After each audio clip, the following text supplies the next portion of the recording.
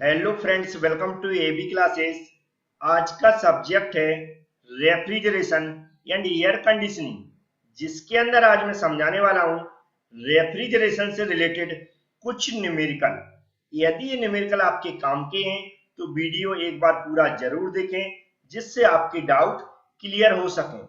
Channel को subscribe कर लें, बेल आइकन पर क्लिक कर लें, जिससे कि जब भी वीडियो मैं अपलोड करूं उसकी नोटिफिकेशन आपके पास पहुंच सके। अब मैं स्टार्ट करता हूं आज का वीडियो। आज के वीडियो में टोटल 2 न्यूमेरिकल समझाने वाला हूं, जिसमें पहले न्यूमेरिकल को मैं समझाना स्टार्ट कर रहा हूं। आपको सिर्फ ध्यान से सुनना है और समझना है। क्वेश्चन में लिखा हुआ है the capacity of the refrigerator 200 ton. Question में दिया है रेफ्रिजरेटर की कैपेसिटी 200 टन। आगे बोल रहा था cycle operating between temperature is -6 degree Celsius and 25 degree Celsius. और जो साइकिल ऑपरेट हो रही है उसकी टेम्परेचर की रेंज दी है -6 degree Celsius and 25 degree Celsius. आगे क्वेश्चन बोल रहा है find the amount of ice produce per day. और अमाउंट पूछ रहा है आइस प्रोड्यूस एक दिन में कितना करता है from the water available at the temperature of 25 degree Celsius. जो वाटर अवेलेबल है उसका टेम्परेचर दिया है 25 degree Celsius by the refrigerator.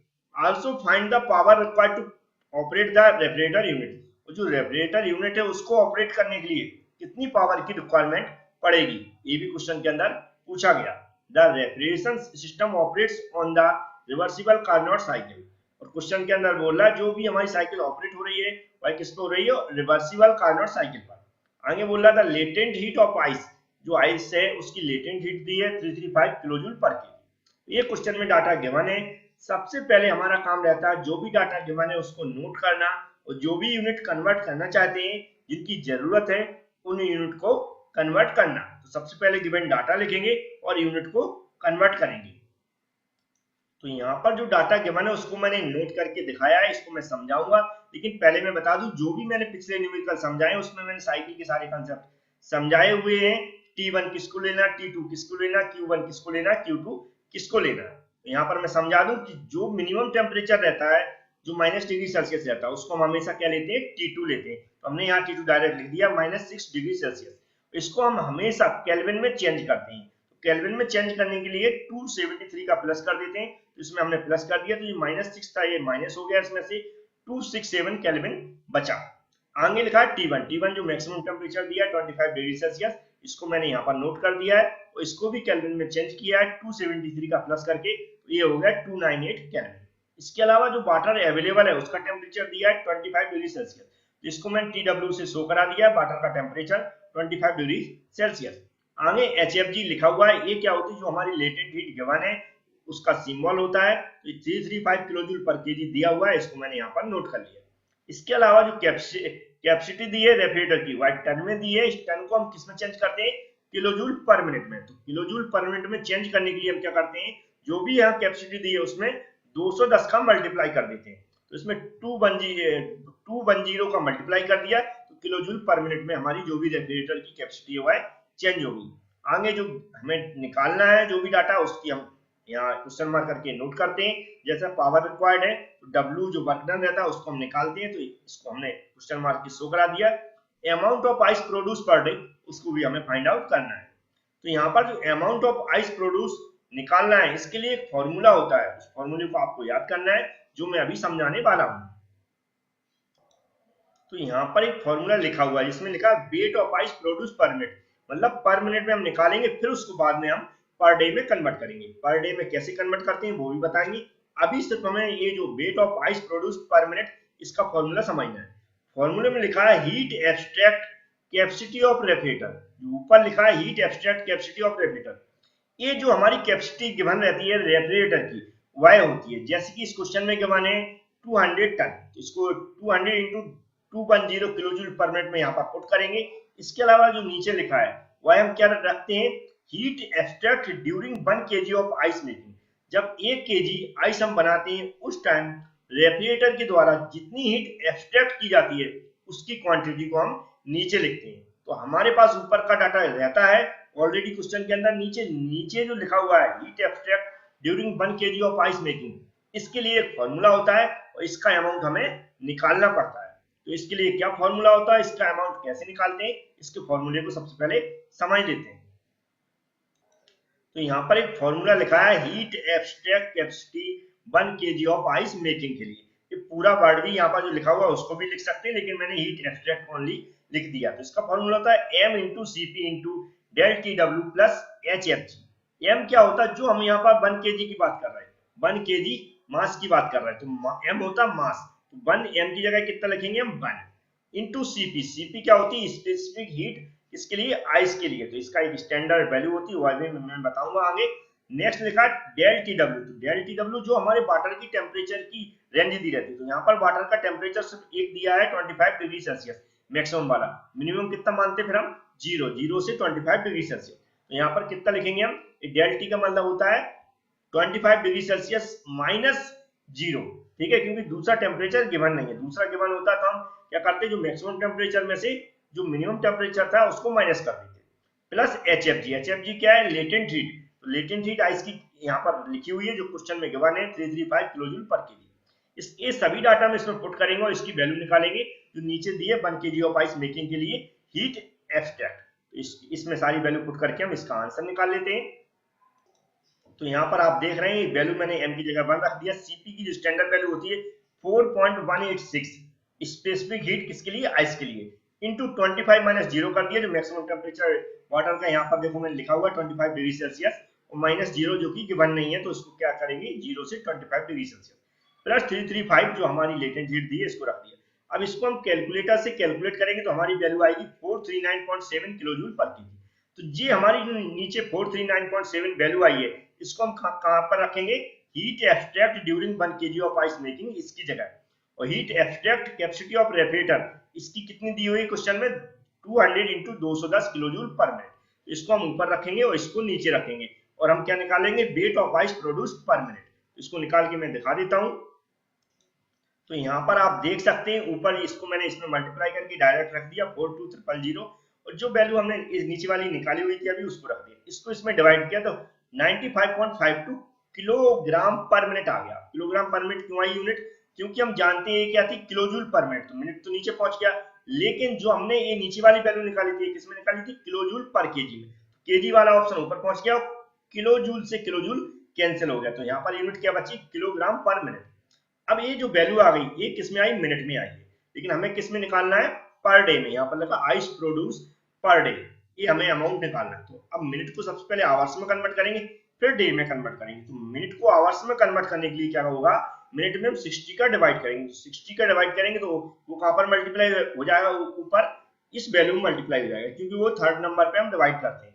तो इसमें हम क्या करेंगे 95.52 इंटू 60, एक किलोजूल पर आवर्स में कन्वर्ट हो जाएगा। तो मैं वैल्यू रख के दिखा देता हूं। तो आप यहाँ पर देख रहे होंगे अमाउंट ऑफ आइस प्रोड्यूस पर आवर्स 95.52 इंटू 60 का मल्टीप्लाई कर दिया, तो इसकी यूनिट चेंज क्या हुई, किलोजूल पर आवर्स। अब हम आवर्स को किसमें चेंज करेंगे, पर डे में। पर डे में चेंज करने के लिए हम क्या करते हैं, एक डे को हम 24 आवर्स लेके चलते हैं, इसी वैल्यू में 24 का मल्टीप्लाई कर देंगे तो पर डे में कन्वर्ट हो जाएगा। तो उसको भी मैं लिखकर दिखा देता हूं। तो यहाँ पर आप देख सकते हैं जो ये वैल्यू थी इसमें हमने क्या किया, 24 का यहाँ मल्टीप्लाई कर दिया। ये दिख रहा हुआ लिखता है amount of ice produce per day, per day मतलब कितना काउंट करते हैं 24 आवर्स। तो इसमें ये जो वैल्यू थी इसमें पर आवर्स, इसमें 24 का मल्टीप्लाई कर दिया, ये कन्वर्ट हो गया पर डे में। तो ये जो हमारा जो पूछा गया था इसमें, इसको आप पूरा मल्टीप्लाई कर लेंगे तो जो भी वैल्यू आएगी वो कितनी आएगी, amount of ice produce per day. ये तो मैंने फाइंड आउट कर लिया। अब मुझे हमें क्या निकालना है, पावर रिक्वायर्ड। पावर रिक्वायर्ड करने के लिए कौन सा फॉर्मूला होता है, उससे कैसे निकालते हैं अब उसको समझते हैं। ये हमारा फर्स्ट स्टेप कंप्लीट हुआ। दूसरा पावर रिक्वायर्ड कैसे निकालते हैं इसको समझते हैं। ये फॉर्मूला आप लोग जानते होंगे क्या होता है, जो रेफ्रिजरेटर है उसकी सीओपी होती है इक्वल टू जो रेफ्रिजरेशन इफेक्ट होता है उसको हम Q2 से डिनोट करते हैं, अपन होता है वर्क डन। वर्क डन को हम पावर के इक्वल मानते हैं। इसको किसमें निकाल के हम, किलो जूल पर सेकेंड में। तो ये जो वर्क डन है इसको हमें निकालना है।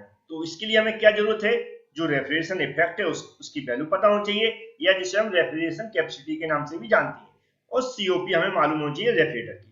तो रेफ्रिजरेशन इफेक्ट तो दिया है, यहाँ पर जो कैपेसिटी रहती है 200 इंटू 210, लेकिन यहाँ सीओपी गिवन नहीं है। तो सीओपी के लिए टेम्परेचर की रेंज दी है T2 इक्वल टू दिया है 267 केल्विन और T1 इक्वल टू दिया है 298 केल्विन। तो सीओपी का फॉर्मूला क्या होता है, उसमें सारी वैल्यू रखते हैं। हम सबसे पहले सीओपी फाइंड आउट कर लेते हैं, उसके बाद हम क्या करेंगे, सीओपी की वैल्यू रखेंगे और Q2 की वैल्यू रखेंगे और हम उससे हम क्या निकालेंगे, वर्क डन निकालेंगे। सबसे पहले सीओपी निकाल के मैं बता देता हूं। तो आप देख रहे होंगे यहाँ पर T2 इक्वल टू जो गिवन है ये डाटा, इसको मैंने यहाँ पुट कर दिया। T1 इक्वल टू 298 गिवन है, उसको मैंने यहाँ पर रख दिया। T2 की जगह फिर से इसी वैल्यू को रख दिया। इसको जब कैलकुलेटर से कैलकुलेट किया तो कितना आया, 8.6 आई। 8.6 वैल्यू आ गई, उसको हमें कहाँ पर रखना है, यहाँ पर रखना है। Q2 इक्वल टू क्या रखना है, 200 इंटू 200, 200 इंटू 210, इसको रख देंगे। इससे हम WR निकाल लेंगे। इस फॉर्मूले में हम सारी वैल्यू पुट करके और जो हमारा वर्क डन है किलो जूल पर सेकेंड में, उसको निकाल के दिखाता हूं। तो यहाँ पर आप देख सकते हैं मैंने इस फॉर्मूले में सारी वैल्यू पुट कर दी है। और यहाँ पुट करने के बाद क्या किया, मैंने इसको एक्सचेंज किया इधर, तो इसको वैल्यू को इधर लाया। जो मैथमेटिकली इसको मैंने 8.6 लिख दिया और W हमें निकालना था उसको इधर लिख दिया, जो है वर्क डन, या फिर हम बोल सकते हैं पावर रिक्वायर्ड। अब इसमें क्या किया, इसको इसमें डिवाइड किया तो क्या आया, 4884 किलो जूल पर मिनट आया। पर मिनट क्यों आया, क्योंकि हमने जो वैल्यू पुट की है यहाँ पर किलो जूल पर मिनट में पुट की थी, इसलिए किसमें आया, किलो जूल पर मिनट में। अब हमें मिनट को सेकेंड में चेंज करना है, तो हमें क्या करना पड़ेगा, इसमें 60 का मल्टीप्लाई करेंगे। जब इसमें 60 का मल्टीप्लाई होगा तो इसमें क्या होगा, डिवाइड होगा। तो इसमें हम 60 का भाग दे देंगे। जब इसमें भाग देंगे 60 का या डिवाइड करेंगे तो 81.4 आ जाएगी वैल्यू, और किलो जूल पर सेकंड में आएगी। और किलो जूल पर सेकंड में आएगी तो जूल पर सेकंड क्या होता है, वाट के बराबर। तो इसको हम क्या लिख सकते हैं, किलो वाट। तो ये हमारा क्या आ गया, पावर जो हमारी पूछी गई थी वह भी हमने फाइंड आउट कर ली है। तो दोनों ही वैल्यू फाइंड आउट कर ली। अब नेक्स्ट न्यूमेरिकल है, उसको भी समझ लेते हैं। इसी तरह का वो भी न्यूमेरिकल है, तो थोड़ा सा और 2 से 5 मिनट लगेंगे, उस न्यूमेरिकल को भी समझ लेते हैं। नेक्स्ट न्यूमेरिकल है, उसमें लिखा हुआ है हाउ मेनी किलोग्राम पर hours of ice can be made by refrigerator unit. Question के अंदर पूछ रहा है कि कितनी आइस प्रोड्यूस कर सकता है पर आवर्स। ठीक है, ये रेफ्रिजरेशन के अंदर हमें निकालना है। उसकी कैपेसिटी दी है 2 टन।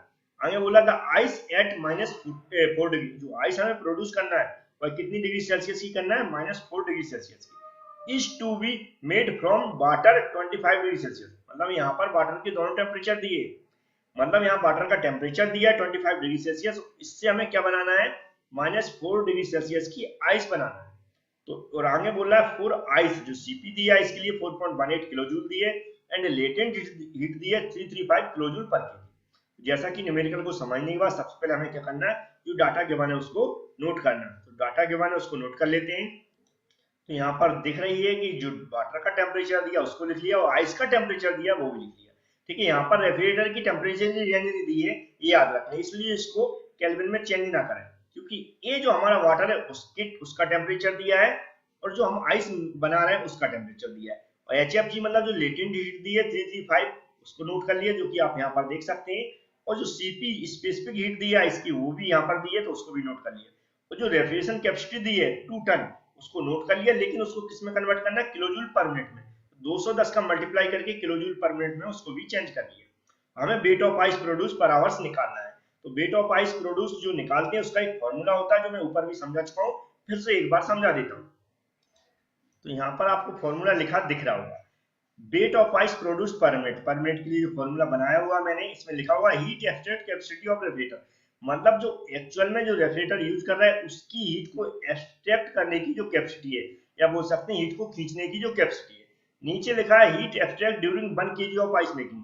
जब हमने 1 kg आइस बनाई उस दौरान जितनी हीट एक्सट्रैक्ट की या जितनी हीट बाहर निकाली उसको हमें फाइंड आउट करना पड़ता है। तो ऊपर जो कैपेसिटी वो क्वेश्चन में गिवन है 2 टन, जिसको मैंने 2 इंटू 210 किलो जूल पर मिनट में कन्वर्ट कर लिया। नीचे वाली जो 1 kg के लिए आइस मेकिंग के लिए जो हीट एक्सट्रैक्ट कैपेसिटी है या जितनी हीट एक्सट्रैक्ट की गई उसको हमें फाइंड आउट करना है। उसका एक फॉर्मूला होता है जो मैंने ऊपर भी समझाया है, उसको मैं डायरेक्ट रखता हूँ और सारी वैल्यू पुट करके सबसे पहले निकालेंगे heat extract during 1 kg of ice making के लिए।